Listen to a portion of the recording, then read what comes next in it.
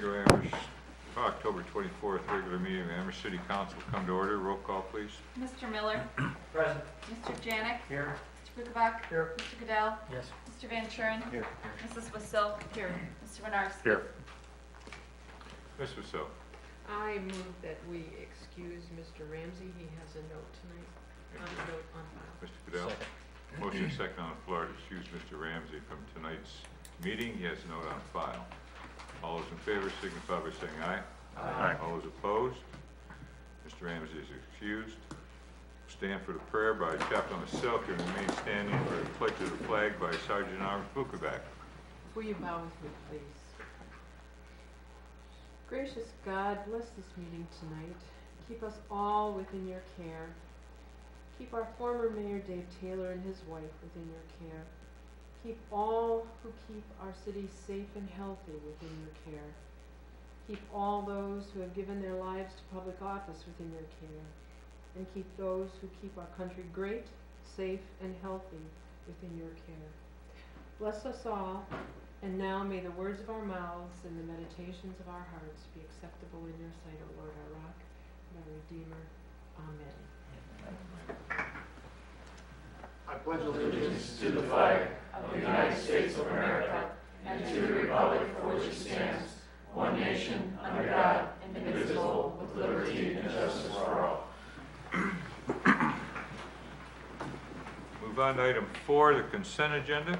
Minutes of the regular council meeting held October 10th, 2016. Minutes of the executive session held October 10th, 2016. Minutes of the Streets, Building and Lands, and Finance Committee meetings held October 17th, 2016.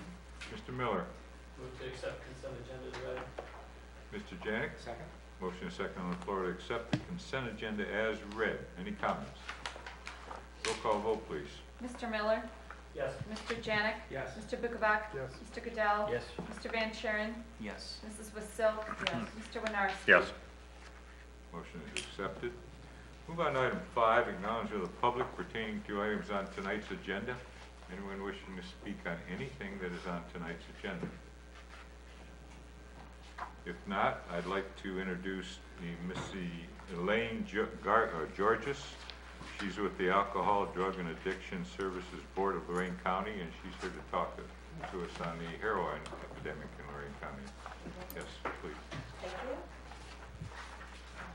I have some cards, just resource cards to share. You might want to pull it like Okay, that. I'll get it. And then I apologize, I don't have enough of these, but I could email this. Good evening, ladies and gentlemen, Mayor, City Council members, and public. My name is Elaine Georges. I'm the Executive Director of the Alcohol and Drug Addiction Services Board of Lorain County. Our board has been here since 1989, statutorily charged to oversee substance abuse treatment, prevention, and recovery services for Lorain County. The work we do is through a volunteer group of board members and contracts for services, and I just wanted to spend a few minutes to talk about the epidemic we're in and also the work that we're doing in conjunction with communities such as Amherst. I want to let you know that Lieutenant Coffin's been a pillar on one of our coalitions, our Drug Free Community Coalition, our Stop Underage Drinking Coalition, and particularly with his peers with compliance checks and Narcan in the community. So you've got a great person that comes to work with us and then reaches back to the communities. What I'd like to talk about is an infographic, and this came actually last year to us from Dr. Oz had a night of conversation last November, and we hope to bring this back again because what we need to do is raise the understanding and education about addiction and think about things we can do, and just these facts are just amazing how we can put this in perspective. You know, we're at a point now where drug overdoses are killing more than cars, guns, and falling. I was at Avon City Council meeting last Monday, and within the week there were 3 more deaths of young people who've overdosed accidentally due to opiates, prescription drugs, and or heroin. In Lorain County, according to our coroner, we're going to exceed probably 80, if not 100 deaths, even while we have Narcan going on. So the education that we do and anything you could do to help us educate communities is very important. The other piece that I want to keep focus on is prevention. And prevention not just with our youth, but community-based prevention of the work we do with partners such as the Amherst Community Task Force and in the schools. And the reason to do that is we know that 9 out of 10 people with substance problems started using by the age of 18. And the issue goes to the developing adolescent brain that doesn't fully develop till age 25. So if they put any kind of substance in themselves while they're still developing, we know 9 out of 10 people with a problem started using by 18. And that's why prevention over here is as important as the Narcan to save lives. In 2011, the American Society of Addiction Medicine classified addiction as a chronic disease. So it puts addiction in the same class of heart disease, diabetes, and cancer, and the only difference is the organ it impacts. Addiction gets into the brain, and it impacts the judgment, decision-making, and it takes over the lives of a person, and it could be fatal if left untreated. There's no cure for addiction, but recovery is possible. So what we're doing now in our communities is trying to build up treatment, trying to reduce waiting lists. So, because particularly with the heroin and the opiate epidemic, if we can get someone who's addicted into treatment, we can save their lives. Most often, they might be in Narcan revival, taken to the emergency room by a first responder, and they'll check themselves out within 2 hours. If treatment's not available, most of the time that's when we'll see an additional overdose and possibly death. So we've got to find a way in our communities to ramp that up. And one of the focuses, we do not have detox in this county. In fact, I should say we do have detox, and it's classified as AKA the county jail. 1997 was the last time our community had a publicly funded detox, so we're trying hard to work with partners. So just asking upon cities and anybody who might have a facility that could help us maybe add some services in communities. The frontline acute services, primarily with this epidemic, is critical. In the United States, we have 5% of the world's population. We consume about 75% of the prescription opioids. So we all kind of have a role in this. There was just a take-back day this weekend, this Saturday, which the police department here participated on. And when I talked to Chief Gutierrez, anecdotally, over 2,000 pounds of pills in the county were dropped off that day. And I think we were third in Amherst with the volume of pills that are even just laying in our communities. There's also a 24/7 drop box at the Amherst Police Station. So if anything you could do today is spread the word to someone who might have unused, unneeded prescription drugs. Because one of the things we found with our students, we survey them every couple of years, and we're in the schools right now surveying them.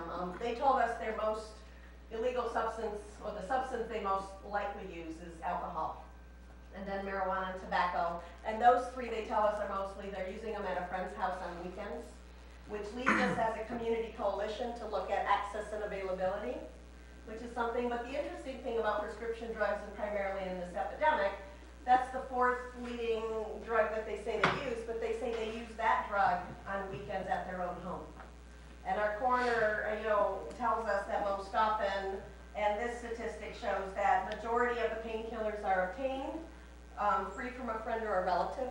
So that's why, safeguarding medications or getting rid of them is so important. You've got a member of the Amherst Community Task Force here, and I know that one of their pieces is also providing med safes to individuals who might need to lock up medications. We have a grant from the Office of National Drug Control Policy that we've offered some to the task force, and we have them available in communities. So if you know of anybody who might be, even an elderly person who might be confused about when to take their next medication, or somebody struggling with addiction in their family and they need to safeguard their medications, we can get that to anybody that might need it. And heroin, law enforcement will tell you, but the research suggests that 4 out of 5 heroin users started out with prescription drugs. So the 70s heroin is not the epidemic of today. Most of the time the what the anecdotal we hear is, could be a student getting their wisdom teeth pulled and getting sent home with Vicodin, or an athlete that might blow up their knee and playing football, getting OxyContin while they're waiting for surgery. We've got to provide the knowledge of understanding the link that Ohio has another dubious honor of being, I believe, 3rd in the nation with drug overdoses, primarily due to the prescription epidemic. So I'm really here just to set the tone, to educate, to sharing information, but to tell you, you've got great resources and partners. I want to thank you for the work you're doing with your community, and there's more we can do, and we'll be back. Resource cards I shared with you, and if you'd like more, we can get them out. They do have a list of the providers that we have now. We'd like to grow that so we can grow more capacity. But if you need some of these, you can give our board a call. We're up there at 282-9920. And I just want to leave that for you. I do want to say this weekend, we sent a letter. It was penned by 7 pastors from 6 different churches to over 220 churches in this county, asking them all to hold just a weekend of prayer for the impact of addiction on individuals, families, and communities. So even this community, I know there were prayers for this community to help us get through that. So I want to thank you for your work, and I want to thank you for giving me the time. And if you have any questions, Thank you very much. Anybody have any questions? Mr. Bucharest? Thank you. Elaine, thank you for coming. I need to make a disclosure that my company does do some work with Lorraine Addis. So just throw that out there. But I know in working with Elaine, I also know that there is an issue on the ballot, issue 35, which I know about, but I'm not sure that everybody here knows what the ins and outs of that issue are. I was wondering, Elaine, if you could tell us a little bit about that issue and if passed, what that will do for our communities. Thank you. So the first time ever, again, since 1989, our board has relied solely on state and federal funding, which just like local governments, we've seen that dry up, while the need is at its highest. So this year, our board of the 18 volunteer members struggled. The only way we can raise local funds is through property tax levy. We even tried 2 years ago to see if we could change Ohio's law to permit us a different way. We were unsuccessful. So behavioral health boards are permitted to levy taxes. And so this is issue 35, Strong Families, Safe Communities. It's a 5-year, 1.2 mil levy on the ballot. Would cost a homeowner with an average $100,000 home $42 per year. To invest in treatment, so we can open up the waiting lists and get real-time access for treatment and recovery supports. It will help provide more services and support to family members, because we know often it's the family members that are doing everything they can to help save a life, to get a person into treatment. And we know a lot of times through the family education groups we have that often not until the family dynamic changes is then when the addict understands that they're ready for treatment. So we got to support our families. Because of the statistics of the 9 out of 10 people who start using by age 18, our board has a significant investment in prevention with issue 35. We hope to be in every school district. We're in Amherst halfway through, I think from 5th through 8th grade, but we want to start at 1st grade all the way through, and then we want to strengthen our community presence. So prevention is critical in there, and ultimately saving lives. The cycle of the work that our first responders are doing, our police with crime and safety, as well as the costs that are burdening over in the emergency rooms and the healthcare system. If we prolong addiction and it gets to always acute versus backing up to early intervention, we hope the levy can bring, it's targeted according to the county auditor, to bring in $7.8 million. We would use that to leverage for services. We're not going to build any buildings with it. We do want to put services wherever we can. So that's out there. We're doing the best we can with the resources we have for that. And if you would be so willing to share information on it, we do have a website and a Facebook, Lorain County Strong, and LorainCountyStrong.org is our website. Thank you. Anyone else? Well, I'd like to thank you very much for coming and enlightening us on this issue. So thank you very much. That completes item 5. Move on to item 6, ordinances and resolutions, first reading. Item A. An ordinance approving the developer's agreement for R.J. Parrott Construction Incorporated for sanitary sewer improvements on North Quarry Road and on South Lake Street and declaring an emergency. Mr. Van Chair. Move to suspend council rules so 6A can be passed on its first reading. Mr. Goodell. Second. Motion is second on the floor to suspend council rules so item A may be passed on the first reading. Are there any comments? Roll call vote, please. Mr. Miller? Yes. Mr. Janik? Yes. Mr. Bukovac? Yes. Mr. Goodell? Yes. Mr. Van Kuren? Yes. Mrs. Vasil? Yes. Mr. Winarski? Yes. Motion carries. Mr. Winarski. Motion to adopt. Mr. Miller. Second. Motion is second on the floor to adopt. Roll call vote. Mr. Miller? Yes. Mr. Janik? Yes. Mr. Bukovac? Yes. Mr. Goodell? Yes. Mr. Van Kuren? Yes. Mrs. Vasil? Yes. Mr. Winarski? Yes. Motion carries. It will be ordinance O-16-35. Item B, A resolution accepting amounts and rates as determined by the Budget Commission and authorizing the necessary tax levies and approving the alternative method, formula, and allocation of ULGF and ULGRAF and certifying them to the county auditor and declaring an emergency. Mr. Bernarski. I'd like to ask that we suspend council rules, so item B can be passed on the first reading. Thank you. Mr. Goodell. Second. Motion is second on the floor to suspend council rules on item B, so may be passed on the first reading. Any comments? Roll call vote. Mr. Miller? Yes. Mr. Janik? Yes. Mr. Bukovac? Yes. Mr. Goodell? Yes. Mr. Van Kuren? Yes. Mrs. Wasilk? Yes. Mr. Winarski? Yes. Motion carries. Mr. Janik. Motion to adopt? Mr. Winarski. I'll second. Motion is second on the floor to adopt. Roll call vote, please. Mr. Miller? Yes. Mr. Janik? Yes. Mr. Bukovac? Yes. Mr. Goodell? Yes. Mr. Van Kuren? Yes. Mrs. Wasilk? Yes. Mr. Winarski? Yes. Motion carries. Resolution 16-09. Item C, An ordinance approving the developer's agreement with Michael Properties and Victor Nardini from road improvements to Kresge Drive. Mr. Goodell. I'd make motion to take item 6C to the second reading. Mr. Winarski. I'll second that. Motion is second on the floor to take item C onto the second reading. Any comments? Roll call vote. Mr. Miller? Yes. Mr. Janik? Yes. Mr. Bukovac? Yes. Mr. Goodell? Yes. Mr. Van Kuren? Yes. Mrs. Wasilk? Yes. Mr. Winarski? Yes. Motion carries. Completes item 6. Move on to item 7, ordinances and resolutions, second reading. Item A. An ordinance approving the design review board guidelines for the downtown historic district. Mr. Goodell. Make motion to take item 7A to the third reading. Thank you. Mr. Bukovac. Second, please. Motion is second on the floor to take item A onto the third reading. Are there any comments? Roll call vote, please. Mr. Miller? Yes. Mr. Janik? Yes. Mr. Bukovac? Yes. Mr. Goodell? Yes. Mr. Van Kuren? Yes. Mrs. Wasilk? Yes. Mr. Winarski? Yes. Motion carries. Item B. An ordinance amending Amherst Codified Ordinance, Section 259.02 of Chapter 529 Liquor Control. Mr. Goodell. I'd like to make motion to take item 7B to the third reading.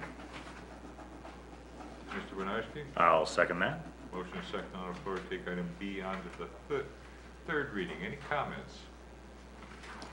Roll call. Mr. Miller. Thank you. We have Mr. Kaufman in attendance. I was hoping I could just ask him a question. Sure. And from your seat or standing up, it's up to you. It's easy. Either one will work. I think the microphone will pick you up a little.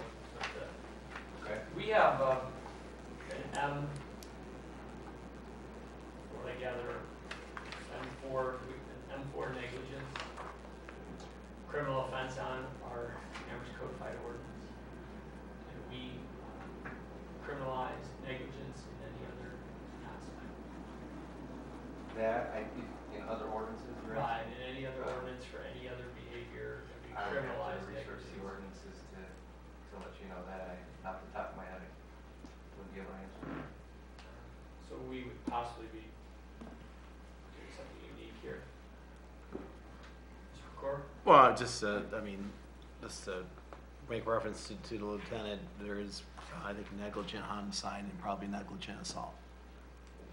So, I mean, negligence is in the ordinance as part of the culpability, and as far as the degree of the offense, I don't know, what degree, I mean, I think that some of those are in M1 maybe, or? The homicide would be an M1 and the negligent assault would be an M3, I believe. But the assault, mind you, though, is with a deadly weapon or an ordnance, like an explosive device. So that's a little different, so there's a difference, clearly. And then the second question I have is, our goal is to, once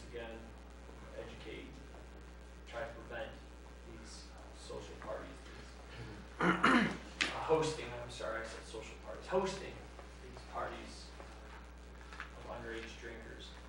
And as I asked you before, and I just kind of wanted to get it out on the record, are we able to, under a new ordinance with reckless, would we be able to handle most of our hosting issues with an M2 reckless being added? I mean, could we do that and still offer negligence as a minor misdemeanor? Would we still be able to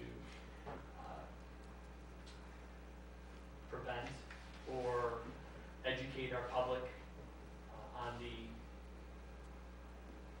crisis we have at hand, where parents are providing underage alcohol to the kids and their neighbors, their friends, their buddies? Would we be able to do that without the criminalizing of negligence? Would we still be able to handle that? Well, I mean, reckless is the M2, correct? And then the M4, which is before council, is the negligently. So you're inquiring whether or not the negligently would be minor misdemeanor? If we moved it to a minor misdemeanor, kind of like open container, like being a vehicle or what have you, on public grounds, seatbelt, something like that, where it's a fine only, not a possible criminal. Would we still be able to effectively go to a social hosting party and arrest them or cite them? To answer your question, we would be able to cite them. Arrest them, no, but cite them, yes. So are we able to arrest them if we find grounds, evidence that says you knowingly are throwing this party? Could we arrest them on the spot for the knowingly? Yes, Could we arrest them on the spot if it's reckless? yes, So if you determine at the scene of the social party, or the hosting party, that it's reckless, we could arrest them as well. yes. And if we arrive and we find there's enough evidence for negligence, which is a very small threshold from what I'm coming to understand here, substantial lapse of due care, or he or she fails to perceive or avoid a risk that his or her conduct may cause a certain result. So let me be a little bit clearer on that. I didn't read that very clear, and I'll try again. Negligence, because of substantial lapse of due care, he or she fails to perceive or avoid a risk that his or her conduct may cause a certain result. That would now become M4 under this legislation. And they could be arrested as well, negligence. Correct. According to the proposed ordinance, correct. According to the process, so they could be arrested and taken down to the Amherst Police Department, placed in jail until they bond. Correct. On all three of them. Yes. Friday night. How would the process go? So how would that, say an arrest is determined necessary, and for whether it be knowingly, recklessly, or negligently, either of those M1, 2, or 4, what would be the process? How would that go? How would that happen? The process could look something like this. For the knowingly, it's an M1, so that's $1,000 bond. The recklessly would be the M2, which is a $750 bond. The M4, which is a $250 bond. So they could be made to post that bond. And the process of posting the bond would be just either have $250 in cash on you or brought down to the station. Or the bonds person, or there's options of recognizance bonds as well that we have available to us given circumstances. And then from there, it's turned over to the prosecutor after the release on bond. Yes. And the prosecutor take that to the judge, and then you'll have a hearing. Turn over to the court. Turn over to the courts. Courts have a hearing, so you'll set a date with the judge. unless you can prove that you don't have the money, you'll have to find a lawyer and appear in front of the judge. That would be up to the defendant. If they wanted to secure a lawyer, that would be up to them. So it could easily go from 250 or whatever. Okay. The reason I'm asking this is I was hoping we could do this in a way that would allow that net to not be cast so wide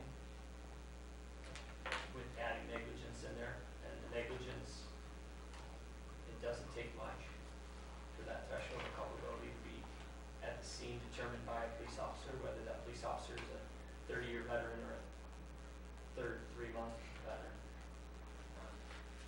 So they can make that decision on the spot. Negligence is it's a pretty wide net. So my concern is we're going after with this. Could we still take care of the social hosting? And that has been my reason for disagreeing with this. My votes coming out of committee, my vote coming out of the first reading were not, and I repeat, not based on the fact that I believe that we should not be going after them. Those who are hosting it, I want to make that clear. I also want to make sure it's on the record that I think that we need to, as adults and as parents, be better parents with our kids, and that does entail being a little bit more cognizant of what's going on. I just don't like how much that could technically force people to start having to lock up alcohol just in case their kid sneaks it out, or get rid of it or dispose of it if they're leaving for a day or two. But I appreciate what your efforts are here. I think that the issue is an issue. You're not just coming here looking for powers to hammer our citizens, our constituents. I think there is an issue. I would have liked to have seen this been a little bit more balanced in the approach. But I understand you're looking for all the tools you can to stop this. So I commend you for requesting that. And I thank you for what you're doing, not only on behalf of the underage drinking, but as Elaine had stated, I think we have a serious epidemic on our hands. And I appreciate that multi-layered effort you guys are making here in Amherst. We're losing kids and adults, and that's a crisis. It is an epidemic, and thank you for all your efforts. And I do appreciate what you do. And of course, respect you as Amherst police officer and friends. Thank you again for all your efforts. Thanks for answering the questions. And I appreciate council giving me the time to express my concerns. Thank you. Anyone else? Mr. Bookbier. Thank you. I have a question. I think Mr. Miller has a couple points that he's mentioned that are valid to a certain extent in his beliefs. For Lieutenant Kaufman, I'd ask if you could give me, and I know I asked you this again previously, one of the things that Mr. Miller just outlined was on a negligence charge, there could be some, depending on what that means, there could be some very lengthy time and stay and I don't want to say aggravation, because if you're breaking the law, aggravation is not a thing, but can you explain for me an example what you think, and again, what Mr. Miller had said that it's going to be up to the judgment of the officer on the scene, but when would negligence be used and not reckless? Because one of the concerns I have, I want to make sure that what Mr. Miller said, that I don't have my beer in my fridge isn't locked up, and then you come by and say, hey, I'm negligent because I had beer in the fridge. That's what I want to, I need reassurance for that. There's, I believe, a little bit of misconception that this ordinance is going to be applied to maybe a 6-pack of beer that's left in the fridge, and mom and dad go out for a movie night, and son or daughter maybe drinks 1 or 2 of those beers. That's not the intent of this ordinance. The ordinance is intended to be a social host ordinance, meaning that we want to take a stand against having people having parties, where there's underage consumption. And the parents turning a blind eye to that. Now, what is a blind eye? A blind eye is, I gave an example before, the loud music situation, kids coming into the house and then not going to check on it. Just allowing that to continue, and they're down there drinking, unknown, I didn't know what was going on. Again, that would be a form, in our eyes, isn't being negligent. So, What would be reckless then? reckless is, again, the heedless indifference, the consequences. So they don't perceive the consequences that it's happening. Circumstances where, again, large groups of people start showing up at the house more so, and carrying bags, and then here they're not going to investigate that as well. So to me, that's being reckless. So there's a little difference. The negligent, the culpability it's less difficult to prove negligence, correct, versus the recklessly. Recklessly is a higher threshold. It's one notch below the knowingly than the culpability.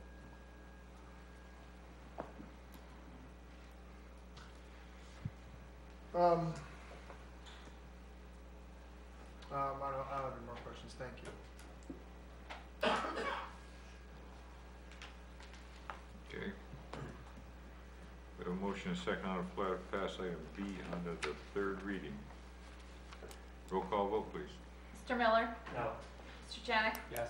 Mr. Bookovac? Yes. Mr. Goodell? Yes. Mr. Van Kuren? Yes. Mrs. Wasilk? Yes. Mr. Winarski? Yes.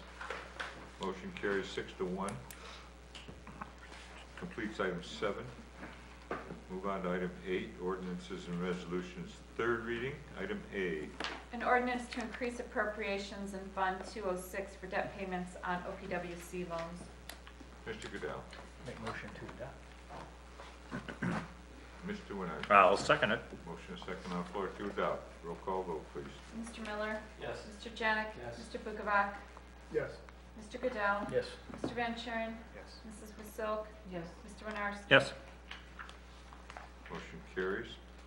Ordinance 016-36. Completes item 8. Move on to item 9, miscellaneous acknowledgement of the public. Anyone here wishing to speak on any item?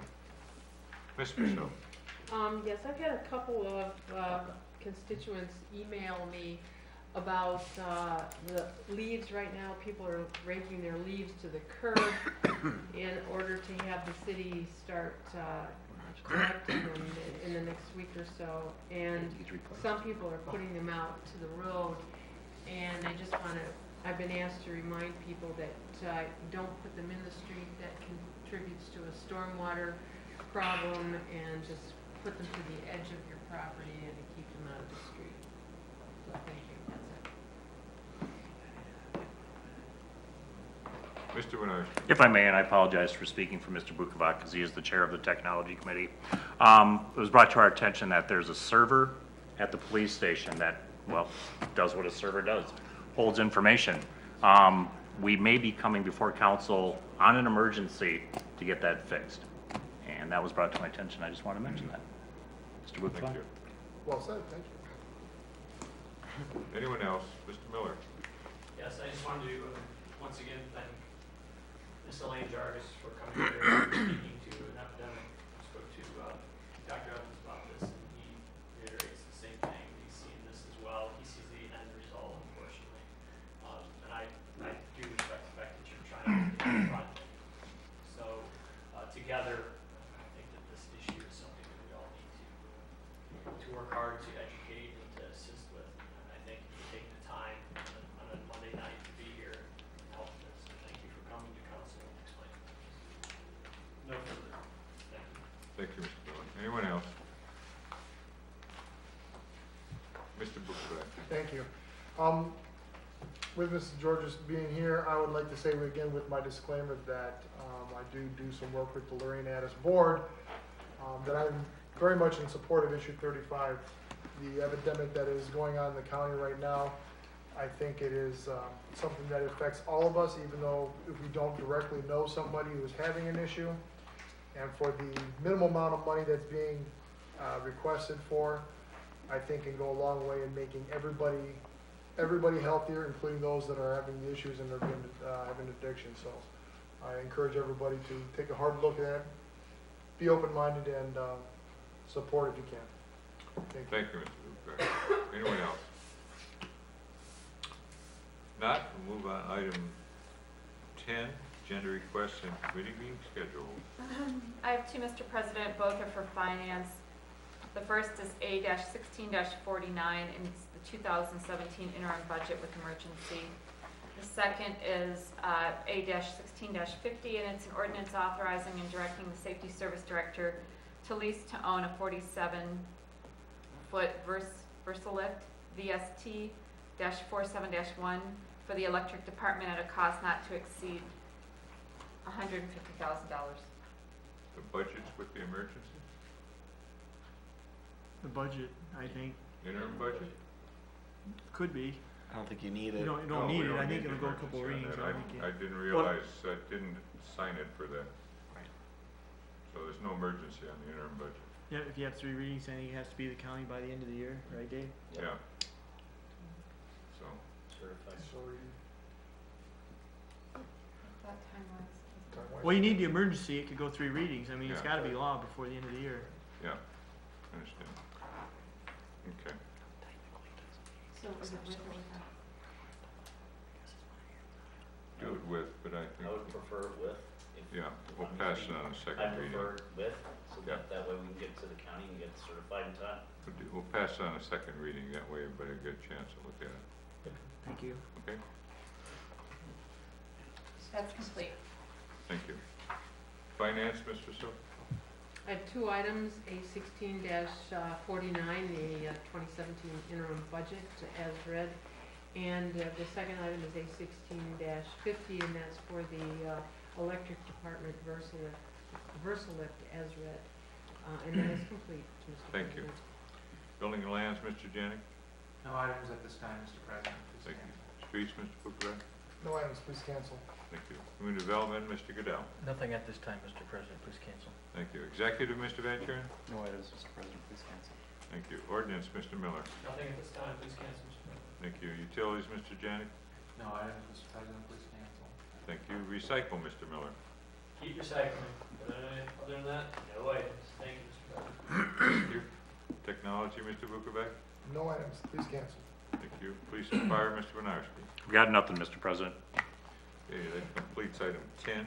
Move on to item 11, reports of administration. Thank you. Mr. Kapuka? Yeah, just one thing, as council's reviewing the interim budget, just remember that the P stands for partial year, and if there's a F, it's for the full year, because that's how we kind of do it. We wait for the carryover to finish in the final budget for the end of the year. End of the report. Thank you. Mr. Pecora? No report, Mr. Mayor. Thank you. Mr. Jeffries? Yes, to dovetail on to Councilperson Silk's comments on leaf collection, we're going to start on Monday, October 31st. Just a few rules to follow. Leaves should be raked your tree lawn before the first day of the week of your scheduled pickup. Please do not put your leaves in the street. Tree limbs, grass clipping, bag leaves will not be part of what we pick up. What the city picks up, those continue to be picked up by Allied Waste. And we'll start, as I said, October 31st, north side of the tracks, and then alternating weeks for 4 weeks. End of report. Thank you. And thanks to Mr. Winarski, I have no report tonight. The Great, advisory sorry. committee did meet. We will have an item for you in a couple of weeks, but thanks for mentioning that, Mr. Winarski. In the report. Thank you. Mr. Winarski? Can I just ask a quick question of Mr. Jeffries, I guess so. please? Hey, with the leaf pickup, I know a couple of years back we were looking at it, EPA was forcing us to go to alternate locations. Where are we at with that? Are we still hauling it out to Lorraine, or? I believe that we are, yes. Yeah. Okay, so nothing's No. changed, it's still, so it hasn't got worse, it hasn't got better, it's the same as it was 3 years Good ago? way to- Okay. With that, I'd like to ask that we accept the reports from the administration, please. Thank you. Mr. Miller? Second, please. Motion is second on the floor to accept the reports of administration. All those in favor signify by saying aye. Aye. Those opposed, reports are accepted. Mr. Bukovac. Move to adjourn, please. Mr. Goodell. Motion is second on the floor to adjourn. All those in favor signify by saying aye. Yeah. All those opposed, we are adjourned at 7. I believe so. Is that Monday the 7th? 7:40. Sorry. 7:45.